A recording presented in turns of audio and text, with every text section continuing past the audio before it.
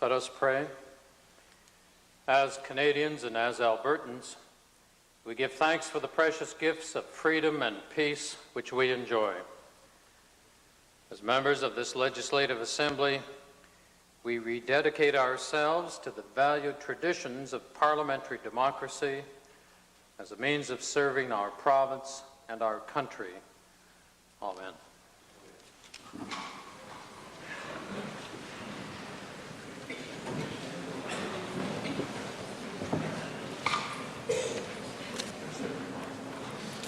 Introduction of visitors. Presenting petitions. Reading and receiving petitions. Presenting reports by standing and special committees. Notices of motions. Introduction of bills. Tabling returns and reports. Mr. Speaker, I wish to file with the Assembly information released earlier today regarding health concerns in Strathcona County and Fort Saskatchewan. This information shows, Mr. Speaker, that there is nothing unusual about cancer rates in those two areas.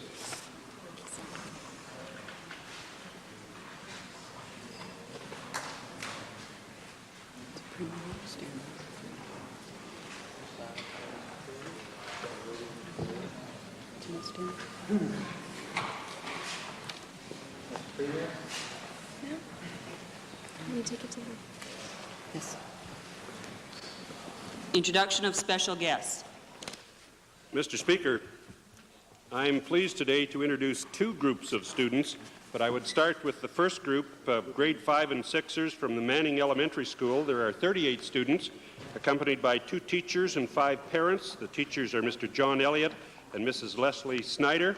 The parents are Mrs. Terry Fedorchuk, Mrs. Linda Gertler, Mrs. Alice Rondo, Mrs. Erica Willens, and Mrs. Dee Dee Matheson, and I would ask them to rise and receive the warm welcome of this Assembly.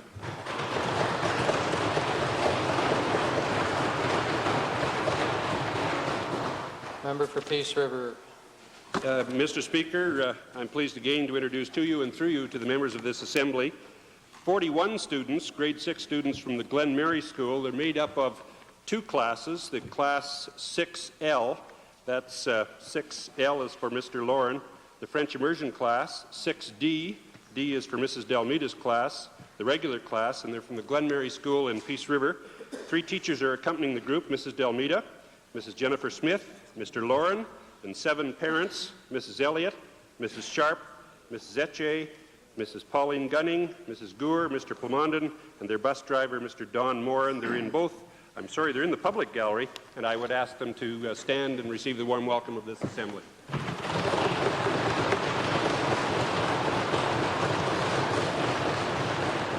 Member for Rocky Mountain House and Caroline. Mr. Speaker, it's my pleasure today to introduce to you and through you and to the rest of the Assembly 29 bright and energetic students from the grade 6 class in Caroline. They're accompanied by 2 teachers, Mrs. Luchka and Mr. Levitt, and also 6 parents. There's Mrs. Blowers, Mrs. Harriet, Mrs. Cabero, and Mr. Fay and Mr. McNutt, and their bus driver, Mr. Appel. They're seated in the members' gallery, and I'd ask them to rise and receive the welcome of the Assembly.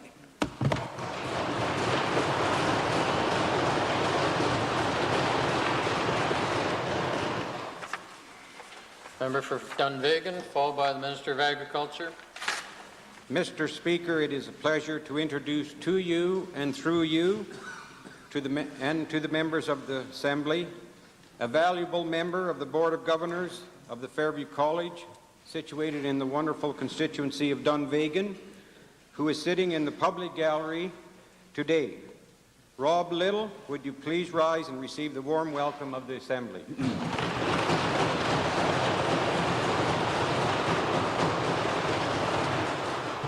Minister of Agriculture. Mr. Speaker, it's my pleasure, sir, to introduce to you and to members of the Legislative Assembly 2 groups today. And let me begin by introducing 2 individuals from the Sherwood Park constituency, Ed and Sylvania Suchuk. And the pleasure is that much greater, Mr. Speaker, in view of the fact that these are parents of one of our excellent pages that we do have in the Legislative Assembly. And I would ask Ed and Sylvania to rise and receive the warm welcome of the Assembly.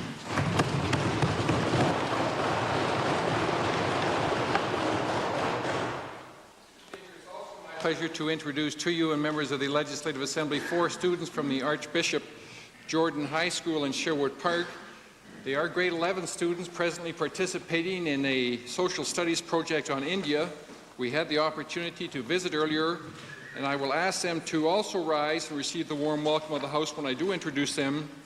And let me begin by introducing Deanna Morgan, Kyla Condrat, Linda Meyer, and Kim Holgervost. If you would rise and receive the warm welcome of the House also.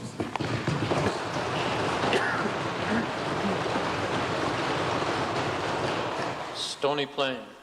Mr. Speaker, I would like to introduce to you and through you to the members of this Assembly 9 grade 10, 11, and 12 students from the Spruce Grove Composite High School. These students are the Canadian champions of the academic decathlon. They competed throughout Alberta and indeed throughout Canada, and recently won this distinction in Burlington, Ontario. They are accompanied by their teacher, Mrs. Patricia Penner, who is the assistant, principal, and coach. These guests are situated in your gallery, Mr. Speaker, and I would ask that they stand as I call out their names. Karen Onland, Tom Snedden, Laura Cheney. Laura won 5 gold medals. Jennifer Kiss, Paul Roberts, Colleen Cavanaugh, Fred Antonow, Keith Andony, and Scott Kiss. I ask that you extend them congratulations and the warmest welcome of this Assembly.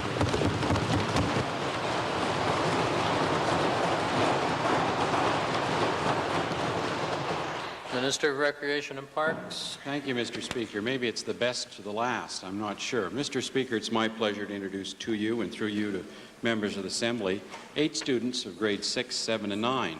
I had the pleasure of meeting with them earlier in my office, and they're from Chippewa Lake School in the constituency of Fort McMurray. Not to be confused, Mr. Speaker, to members of the Assembly with the city, or community, I should say, of Fort Chippewa. Chippewa Lake School is located between the 23rd and 24th baseline, just northwest of Fort McMurray. I had the pleasure of opening the new school with some of the students earlier in the last year, and it was very encouraging to see them back today. I'd ask that they rise and receive the cordial welcome of the Assembly. They're accompanied by Mr. Horst Brunch, their teacher, and Ms. June St. Cyr, the school counselor, as well as their transportation supervisor, Mr. Gary McFadden.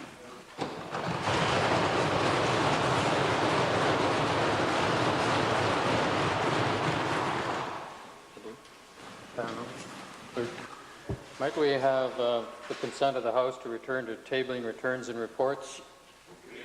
Opposed? Honourable Premier. Mr. Speaker, I appreciate the House allowing me to table the communiques 1 to 7 coming from the Western Premiers Conference, which was held in Humboldt, Saskatchewan earlier this week.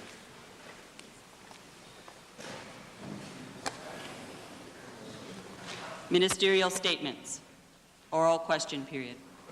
Yes, Mr. Speaker, I'd like to direct the first question to the Minister of Social Services. Mr. Speaker, 1987 is the UN International Year of Shelter for the Homeless. Mr. Speaker, a report issued today by the Edmonton Coalition on Homelessness recommends, and I quote, that the provincial government work in formal partnership with the community groups which work in the housing and social welfare fields toward the goal of eliminating involuntary homelessness within the next decade. My question to the Minister, has the Minister decided to seek such a partnership in support of the goal of eliminating involuntary homelessness? Mr. Speaker, I'm sure that that's a laudable goal, particularly in some of our less developed countries of the world where, in fact, we're talking about not even having the ability to have a roof over one's head. But the Department of Social Services delivers a safety net for people, and based on that financial assistance, citizens are given the opportunity to choose their own housing that's available at that cost. Yeah. Mr. Speaker, is the Minister saying then, after this report and the work that's gone into it, that she says no basis at all for this report, that there are not homeless people in Edmonton that need help. Is that what the minister is saying? Mr. Speaker, the Honourable Leader of the Opposition is always quite adept at trying to put words in everybody's mouth, and I would categorically say that my answer wouldn't have hopefully given the Honourable Member that impression at all.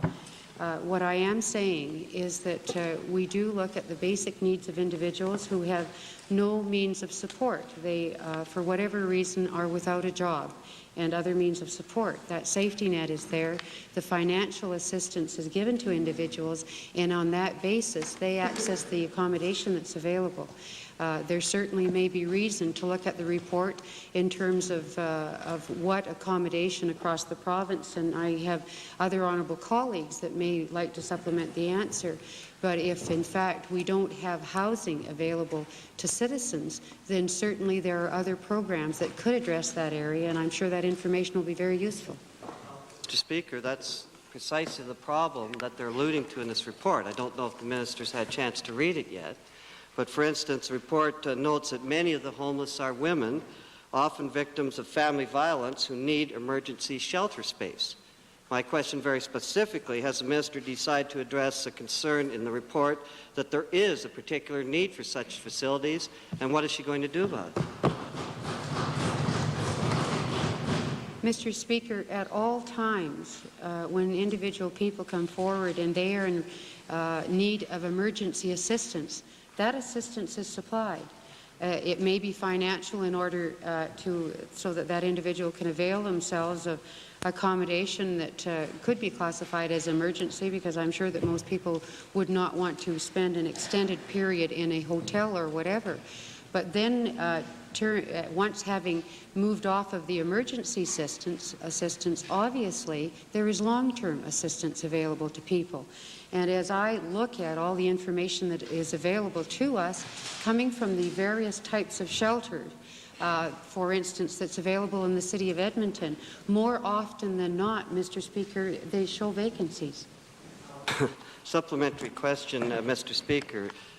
This particular report is alluding to government policy that's creating many of the problems. And specifically, they talk about the recent shelter allowance cutbacks, which the government imposed, coming due on June the 1st.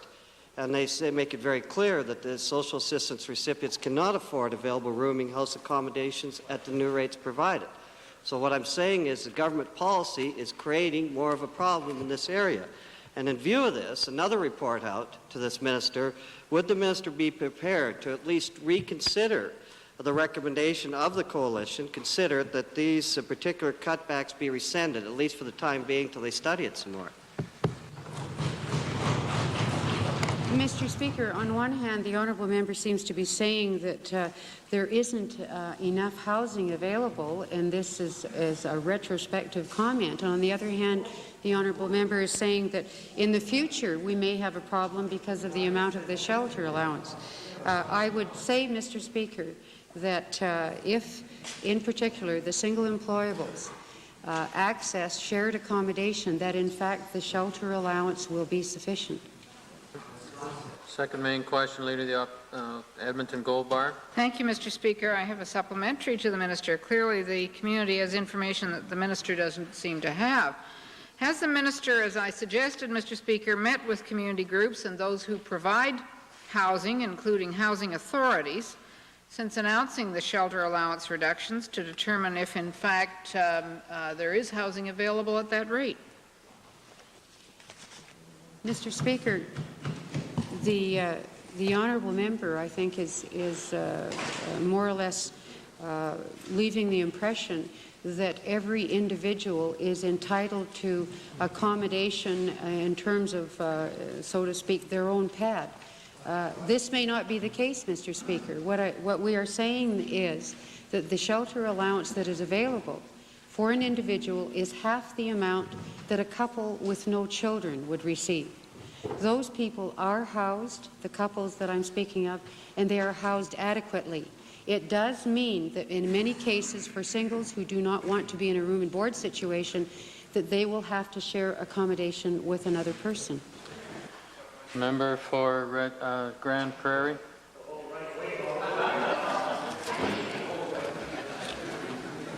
Mr. Speaker, I'd like to add supplementary on that. Respecting the adjustments to the social allowance coming due on Monday,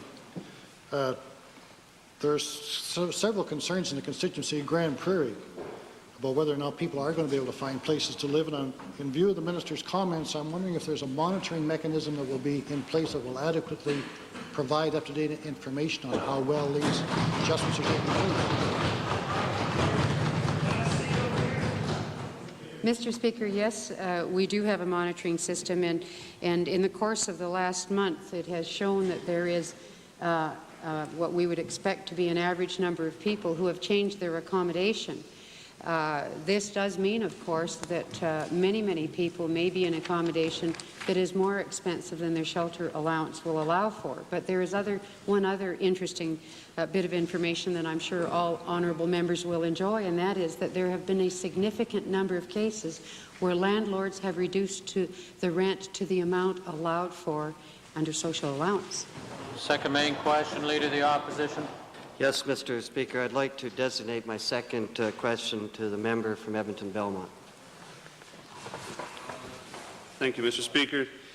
Mr. Speaker, the program announced today by the Minister of Career Development and Employment discriminates against people who are on unemployment insurance and perhaps even against those who are already working for minimal wages. The program creates subsidies for people on welfare while leaving many others wishing perhaps that they might qualify for a program.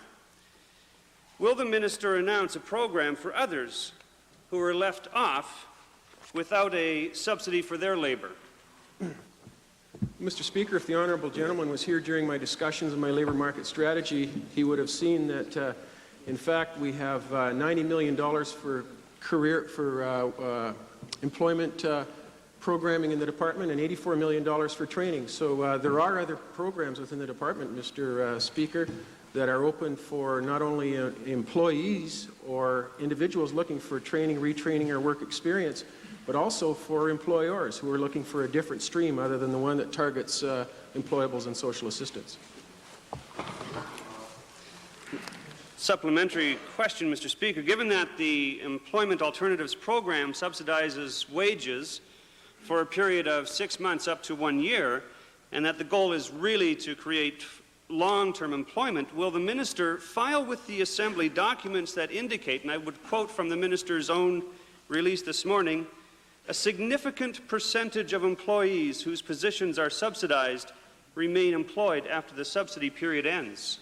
Would you file those documents, please? Mr. Speaker, we do an ongoing monitoring of our programs, not only during the programs, but following the programs. And as a matter of fact, on instances, we will bring in outside consultants who will do the monitoring for us to determine the success of our programming.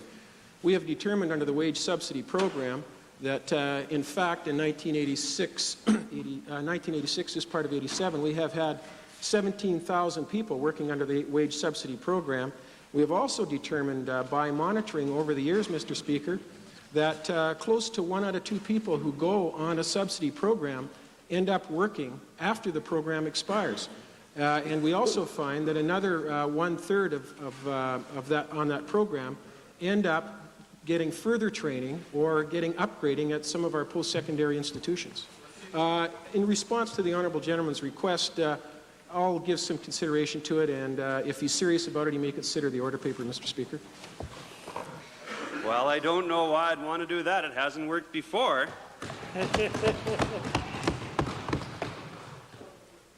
However, I may just do that.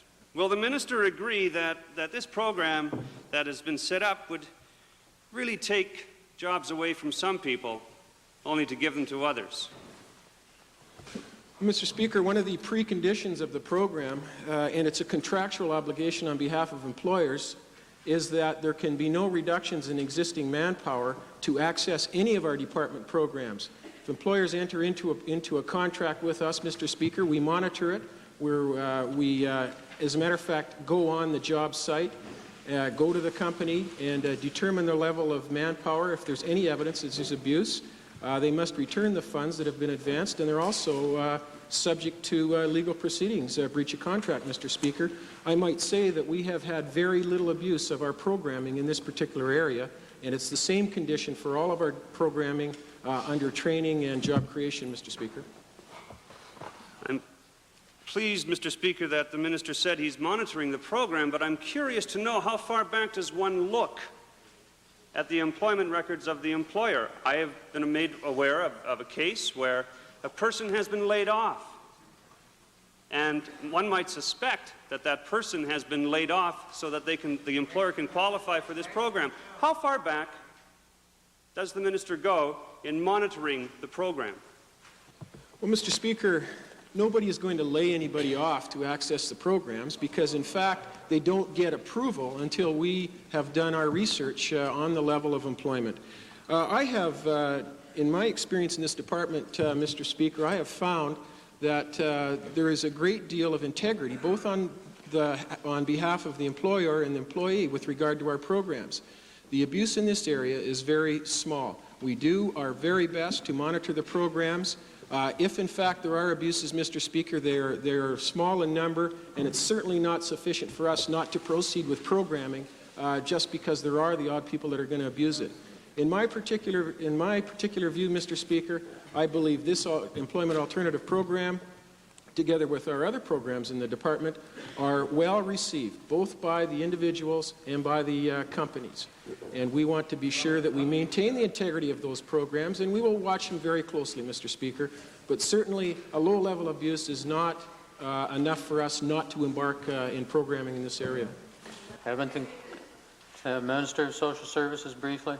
Mr. Speaker, I just wanted to supplement my honourable colleague's answers and say that I am very encouraged by the response of my colleagues to the needs as have been identified with a particular social allowance group. And I think that anybody looking closely at the profile of the social allowance group will note that they do need an extra boost up. We're talking about a hand up and not a hand out. And I believe that it's fair to say that the government believes that these people can be made self-supporting, and that is their desire. Their desire is not to be treated as the opposition would, with a continual handout and crippled in terms of looking for government services. Edmonton Goldbar, followed by Clover Bar. Thank you. I have a supplementary, Mr. Speaker, to the Minister of Career Development and Employment. When we consider, Mr. Speaker, that this is a $9,600 per person per annum approximately subsidy to the employer, not the employee, but to the employer, with no guarantee of a permanent job of any kind being created, will the minister consider incentives or penalties perhaps in the last part of the program to hopefully encourage employers to make that job permanent? But, Mr. Speaker, the very last thing I'll do under this program or any programs in my department is guarantee anybody anything.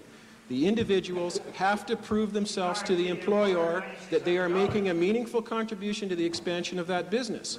The employer has to be satisfied of that. The employee has to be satisfied that he is making a meaningful contribution to the program. To suggest that we guarantee people's jobs is something that I believe to be absurd, Mr. Speaker. But I might add that we are providing an extra training bonus under the program that will encourage employers to provide additional training over and above the on-the-job work experience.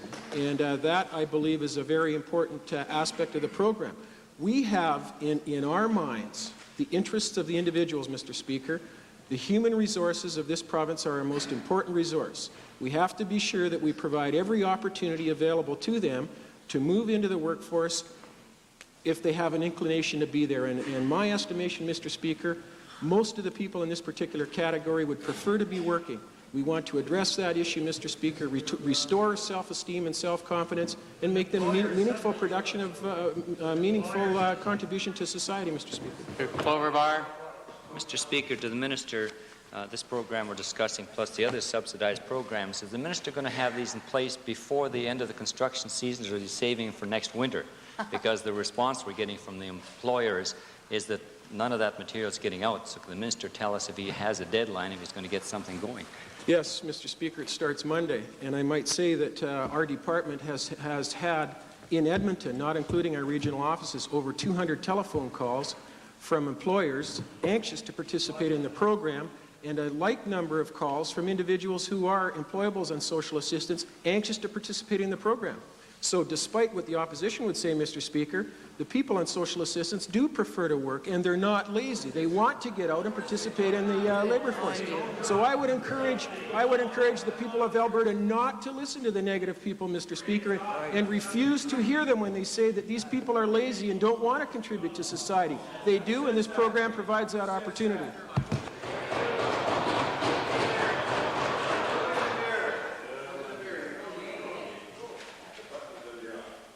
Member for West Loch Sturgeon. It's only a Tory would be surprised that people want to work. This question, Mr. Speaker, my first question, Mr. Speaker, is to the Premier. I noticed yesterday that the Premier bragged that the support for the EEE Senate, due to his great convincing powers, increased by 100%. But I also noticed that Mr. Van der Zalm, the Premier of BC, said that he wouldn't help him sell the idea. In other words, he will dance with him until a prettier girl comes to the party, and then he'll be left. Now, to the Premier, if you cannot convince 4 Western Premiers who have a vested interest in EEE Senate, how are you going to convince the rest of Canada? Mr. Speaker, I thought the honourable member would be helping me. Glad to. I'm glad to, Mr. Speaker. They talk about drowning men clutching at a straw, but this time he's clutching at a Liberal. But Mr.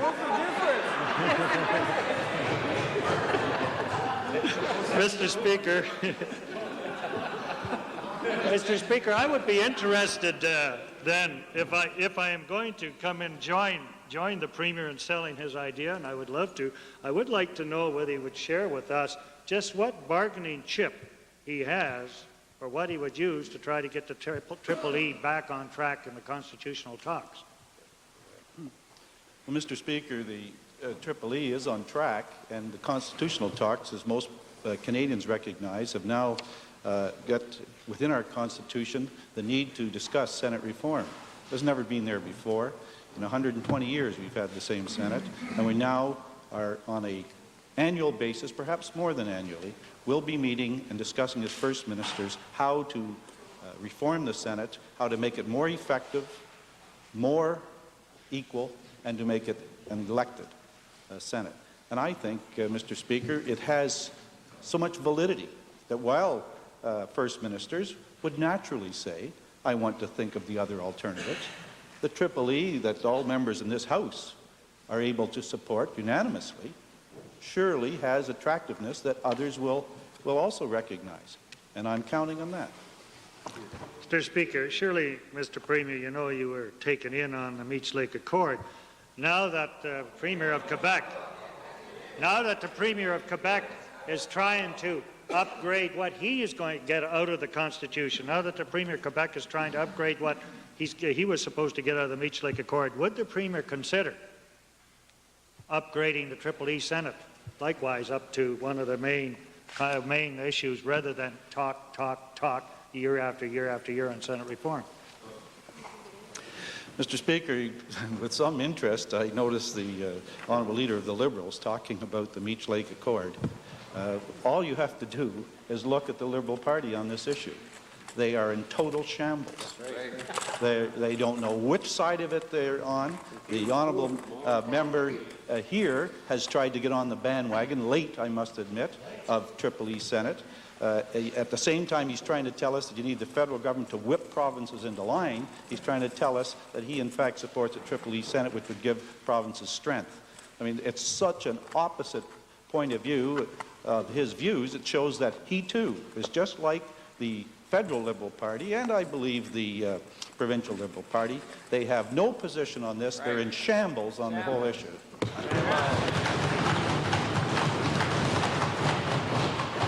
I would remind the Premier, Mr. Speaker, that it was he that signed the Edmonton Accord, and after he had signed it, agreeing not to discuss the Senate, suddenly he had a change of heart because I showed him the light. Now, will the Premier now reconsider something else, which is to follow the example of Quebec and Ontario and call in an all-party committee of the legislature to examine the Meech Lake Accord, or is he still frightened of it? Mr. Speaker, we're not frightened, and the only reason the Liberal would like some kind of an additional committee or some additional time is so they could figure out where they stand. I mean, we've just had the former Liberal leader once again expressing his view of Canada, one that Albertans totally reject, which is of a strong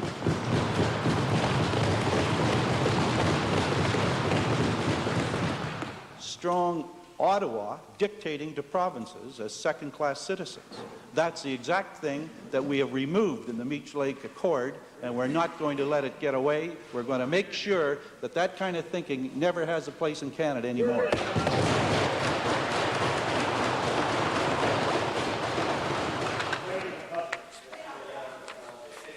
I may just to talk generally about the Meech Lake Accord. And I understand the 2nd is still the deadline. I'm asking the Premier, in view of commentary from Premier Brass and others, as he understands it, is the Meech Lake Accord agreement still on track for June the 2nd? Yes, Mr. Speaker. The government has had officials in Ottawa working on the translation from principles to the constitutional text. And while there are some comments from time to time in the media presenting problems, I don't really see those problems becoming large enough to slow down the process which has been put in place on April the 30th. We believe that the constitutional text will adequately present the principles which we agreed to on April the 30th, and that we'll be able to sign them. The meeting is on for June the 2nd. We will get final documents, I believe, on Monday, and of course we have people working on them now over the weekend and on Monday, and should be in a position to discuss them with the other premiers. I was pleased that at the meeting in Humboldt, Saskatchewan, the 4 Western premiers endorsed again, unanimously and strongly, the principles which we established at Meech Lake. Member for Little Bow, followed by Wainwright, followed by Athabasca Lac-La-Biche. Mr. Speaker, I'd like to ask the Premier a question with regards to the communique relative to agriculture. The communique indicates there that the Premier's called on the Government of Canada to make an early announcement in 1987 for an increase in substantial deficiency payments due to the continuing decline in prices and incomes. Could the Premier indicate with regards to the Prime Minister's attitude on that matter, whether his rejection was on the basis of no deficiency payment or that there would not be an early announcement? Mr. Speaker, I felt it was extremely inaccurate for some of the reports that covering the Prime Minister's reply in the House of Commons when first asked about the Premier's communique, in which we asked for another deficiency payment, because upon reading Hansard and upon seeing his actual reply on television, it was clear that his response was that we're working with the Western premiers, we're working with farmers' organizations, farmers directly all over Canada, and we're assessing the matter. We know that we're making progress in terms of convincing other countries to get out of the subsidy business, because none of us want to be in it. But nevertheless, we have helped in the past. Conditions are worse, and perhaps will be worse in the future. We're prepared to help again. So I think the Prime Minister was assisted by the communique which came from the Western premiers. Mr. Speaker, supplementary. Could the Premier indicate the size of the deficiency payment being requested by Western premiers, and what timeline was recommended to the Prime Minister in terms of a payment? Mr. Speaker, it was difficult to come to any agreement on a particular number because it will depend on the crop year and how things proceed through 1987. Sufficient to say, though, that it was $1 billion last year was determined to be what was necessary. And we have conditions worse than last year in the grain farming sector of agriculture. And therefore, we felt that it was obvious that it should be larger than next year. There is debate whether it should be much, much larger, 20% larger. Those kind of arguments are now floating about, and also to learn whether there is any information that is being found in the payments this year and how they're allocated as to whether it might be improved. So we believe that the Prime Minister, the House of Commons, the members of Parliament, working together with the provinces and our agriculture ministers, will be able to come to some joint understanding of what the right level would be. And we would hope that it would be announced before 1987 ends. Mr. Speaker, final supplementary to the Premier. And with regards to the comment in the communique that Canada could direct some of their wheat to various countries in terms of aid, my question to the Premier is, with the object in mind, I'm sure, to bring relief to the farmers of Canada, could the Premier indicate who would be paying for that grain? In terms, are we looking at the federal government? Are we looking at a partnership of the provinces and the federal government in compensating the farmers for the grain shipped in terms of aid? Mr. Speaker, we were completely open in that regard. The province of Alberta now, in aid, often sends the aid in kind for nations that require help and people that require help. We would look at that again, and we offered, as the communique said, the Western premiers offered to work with the Government of Canada to develop the programs in the aid area. So it might require some purchasing of the produce by us jointly, perhaps federal government only, perhaps we might pay some part of the shipping. We're prepared to work it out with them. Supplementary, Vegreville. Speaker, to the Honourable Premier, is the Premier prepared to take the leadership on this issue and make a commitment right now of new provincial money in terms of a deficiency payment to Alberta's grain producers, perhaps on a dollar-for-dollar basis with federal money? Mr. Speaker, the honourable member would know that the deficiency payment over the years has been deemed to be a rightful place for federal assistance in agriculture, and we feel that that is the correct case. In any request for deficiency payments, you're always judging the ability of the country or a province to be able to assist. Alberta assists their agriculture sector more than any province in Canada, and we'll continue to do that. Westlock Sturgeon. Speaker, it's to the Premier. Due to the fact that the federal government has turned down the form of aid that's been used in the past, which is more or less tied to deficiency payments and to subsidies, quite often misses the people that really need it. Would the provincial government work with the federal government in undergoing studies on a system of negative income tax for the farmers that would be based on helping the farmers that need it rather than a subsidy system? Well, Mr. Speaker, the federal government hasn't turned down the request. So we shouldn't be designing something new when we in fact have one that is already was working this year and still the majority of it to be paid, and we've requested for next year. Member for Wainwright, followed by Athabasca Lac-La-Biche. Thank you, Mr. Speaker. This could be a supplementary question to the last one. However, as long as I'm in line, I think that it would be okay. I would like to know if there was any discussion at the Western Premiers Conference on the arrival of the 1986 Special Grain Program. As we're all well aware, the expenses pile up in the spring of the year, and we're in the last 2 months of the crop year, and the largest portion of the 1986-87 payment has not come out yet. Was there any discussion on that, and is there any more delays in it? Mr. Speaker, We talked about it, but not in a definitive way, just because the federal government doesn't participate in these meetings, and therefore we were not dealing with a federal certainty. However, we believe that the checks will be coming to Alberta farmers and farmers all over Canada before the end of June. Now, my colleague, the Honourable Minister of Agriculture, is discussing that on a more current basis with Minister Wise in Ottawa, and may wish to supplement that. Mr. Speaker, it was the intention and the hope of the federal government that the checks would have been out prior to the end of this month, and as the Premier has just indicated, because that was not possible, they have sent out letters indicating that the checks will be forthcoming the early part of June, and by the latest by the end of June. Supplementary then, on the new 87-88 agreement, was it discussed that it would be separated in two portions again? No, Mr. Speaker, we didn't make that request, nor have we heard back that there's any idea that it would be split in two again. Member for Athabasca-Lac-La-Biche, followed by Edmonton Meadowlark, followed by Edmonton Centre.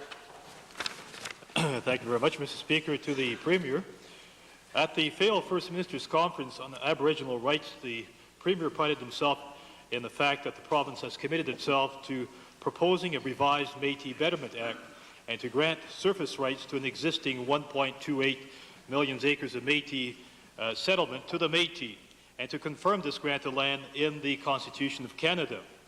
In view of the fact that these existing Métis settlements only provide land to 4,500 Métis people in Alberta, is the Premier prepared to consider negotiating an expanded land base for those Métis who have no land? Mr.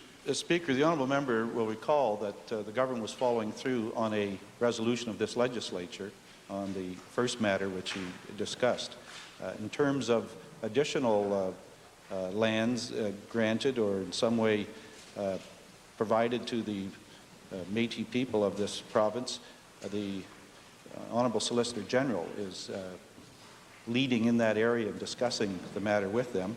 It's not easy because, of course, they aren't in a particular area, and so it's a more complicated situation, but he may wish to advise the House about his most current discussions with the Métis people.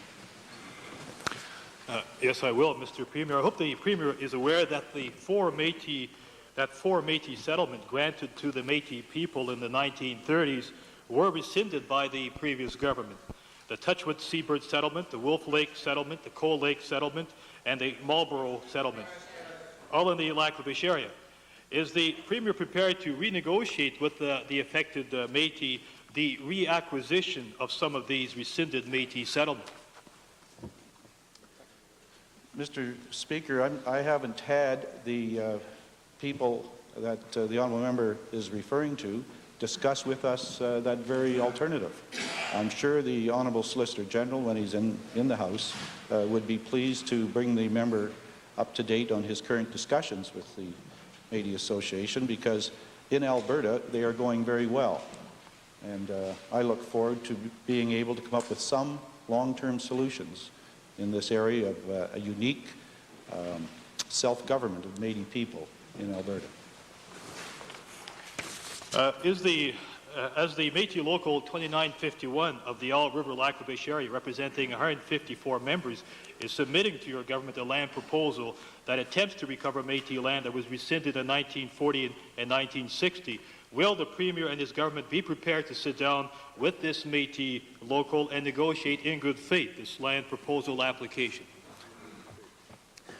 Well, as I just said, Mr. Speaker, the Honourable Solicitor General is handling that and would respond when he's available. How about a commitment from you? Yes, I think we would like to see a commitment, because they'll be meeting with the government next week. Regardless of the status of the suit relating to Métis settlement subsurface right brought by the Métis against the provincial government, will the Premier now commit his government to negotiate to settle this long outstanding issue out of court? Before the court, honourable member. Well, question's out of order. Sorry. Edmonton, Westlock Sturgeon. Quick supplementary to the Premier. Has the Premier done any more, or the government done any more thinking on whether the mineral rights that will be accorded to the Métis in the final agreement will be of a pooled nature, or will it be specifically assigned rights in different lands of the province? It's a matter before the courts. Edmonton Meadowlark, followed by Edmonton Centre, and if there is time, Calgary Forest Lawn. Thank you, Mr. Speaker. Mr. Speaker, the Premier's been going to some lengths to avoid the issue of an all-party committee to discuss the Meech Lake Accord. He's been hiding behind some sort of tired old rhetoric without giving us real answers. Albertans need to discuss this in full and open disclosure. They need to see expert testimony on many of the very difficult questions that are involved. Could the Premier please indicate to us why it is that he's opposed to an all-party committee of this legislature to openly debate and discuss the Meech Lake Accord? Mr. Speaker, we're right now an all-party committee of the legislature. The resolution would have to come before this legislature, all the parties here. I don't see, nothing's been hidden. We're not being silent. The honourable member would get his right to express his views as much as anyone else. I don't see his problem. Could the Premier please indicate his feelings on having open public hearings so that we can have public input and public testimony so that all Albertans can consider this important question? Mr. Speaker, that's exactly the role of an MLA, is to negotiate and discuss and listen to his constituents and then represent them here. If that were the case, Mr. Speaker, then I guess we wouldn't have to have an open public task force and ambulance policy headed by a couple of Conservative MLAs. Is the Premier saying that ambulance policy and open public hearings on that are more important than the Meech Lake Accord and its implications for the future of this province and the future of this country? Mr. Speaker, that's a foolish question. Perhaps if the honourable member's one day wisdom grows to match his ego, he'd understand that.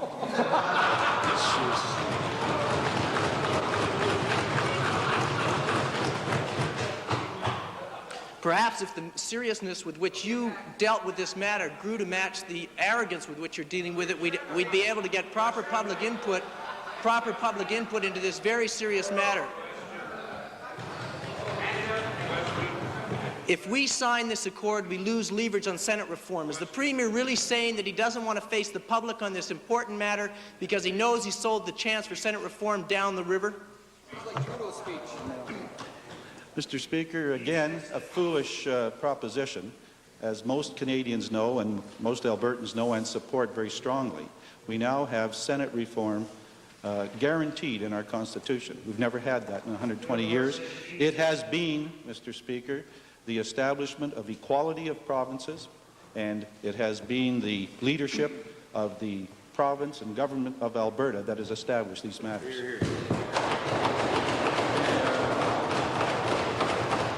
Edmonton Centre, followed by Calgary Forest Lawn.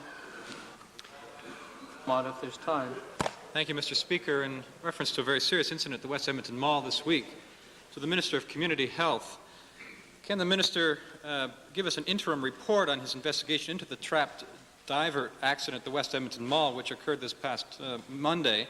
Has he yet determined if, in fact, the lifeguards were standing right by the submarine tank, were refused permission to help save this man until 5 minutes later, when top echelon brass in the chain of command finally got a different team of rescuers to go in?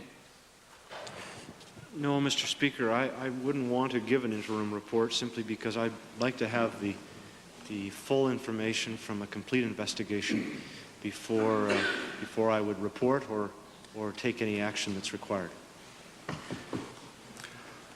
Well, Mr. Speaker, in the light of this horrible accident, is the Minister now reviewing health and safety regulations to ensure that they are tight enough to prevent this type of poor decision-making from ever occurring again unchecked?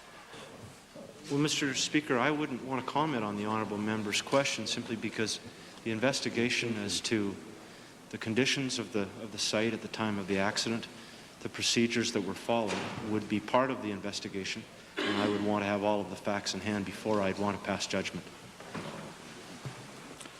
Honourable Member, there's a certain difficulty involved in Standing Order 23G. A member should be called to order if a question refers to any matter that is before any quasi-judicial, administrative, or investigative body constituted by the Assembly or by and under the authority of an act of the legislature. So if we bear that in mind while the questions continue, and the minister will have to help us as to what stage this proceeding is at. Thank you for that guidance, Mr. Speaker. I hope this question is then in order. Could the minister please indicate what the state of the submarine tank at the mall is in now? Are those working on the sub's property licensed commercial drivers, and will the minister insist that all future sub work be done by commercial, not scuba or recreational divers? I'm sorry, Mr. Speaker, I can't give a report to the Assembly on the current state of activities at the site at the West Edmonton Mall, but I would happily get that information and report back to the Assembly. Westlock Sturgeon, supplementary. Entirely outside that investigation, does the minister have at his fingertips whether or not we use the buddy system regulations as far as diving practices or commercial diving as used in this province? Mr. Speaker, that isn't in the regulations as we have them. That is just good common sense, and we would expect that good common sense would prevail.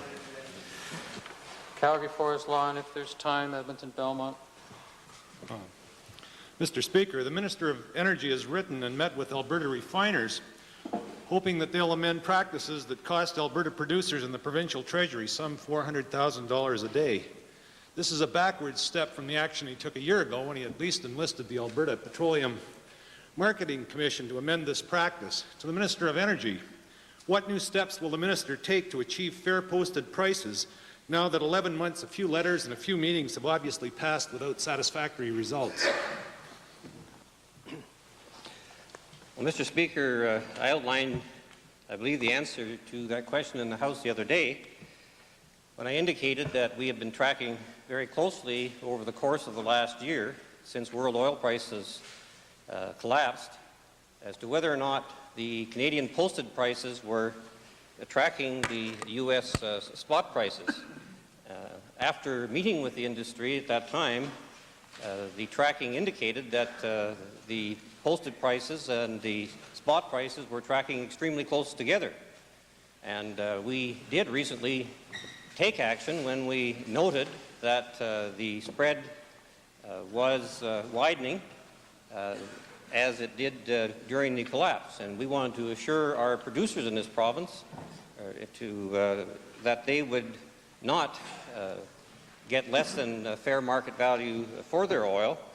And thus, through the Alberta Petroleum Marketing Commission, again, in discussions with them and the industry, we decided to write to the industry to get their response and follow up further if necessary.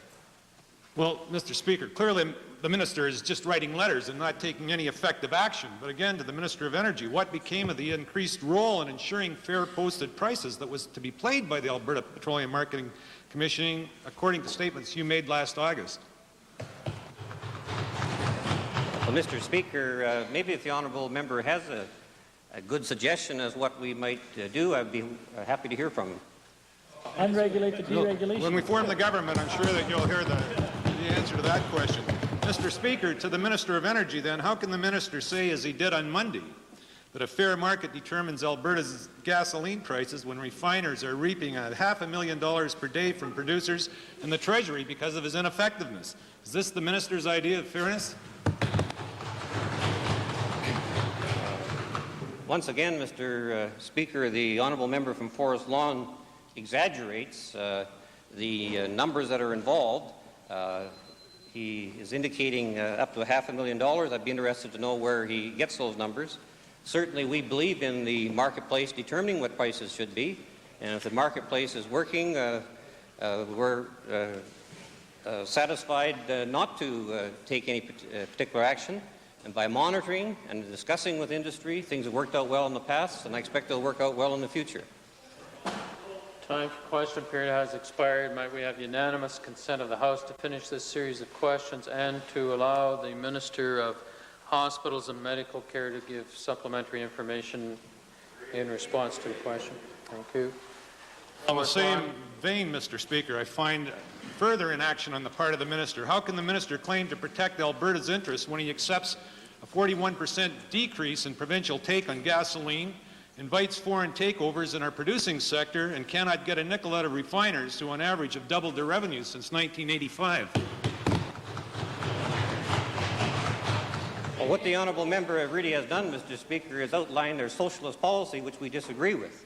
And all the points on which he mentions, we could have considerable debate in the House. And if he wants to debate them in the order paper, we'd be happy to do so. Mr. Westlock Sturgeon.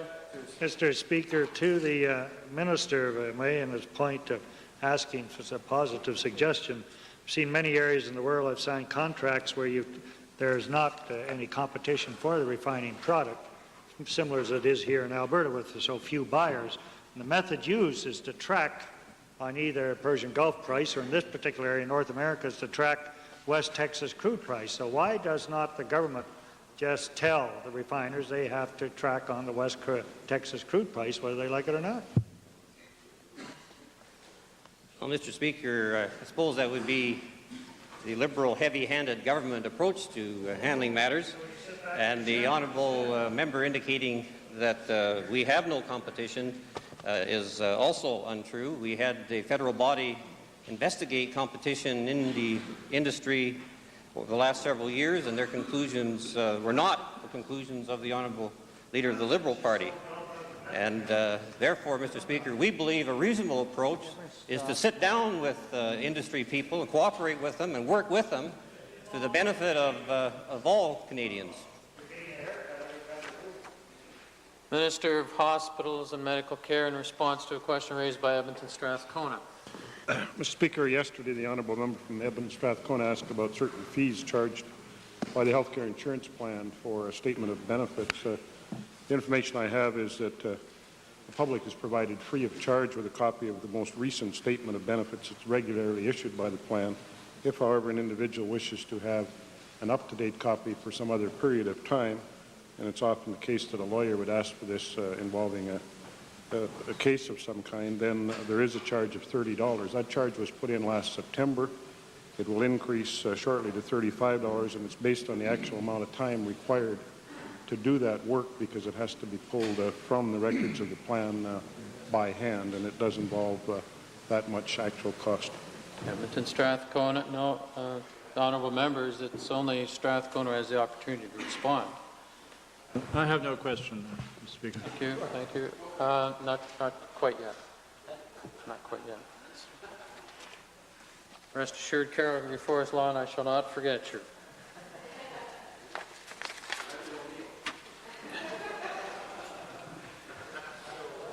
Orders of the day. Might we have unanimous consent to revert briefly to the introduction of special guests?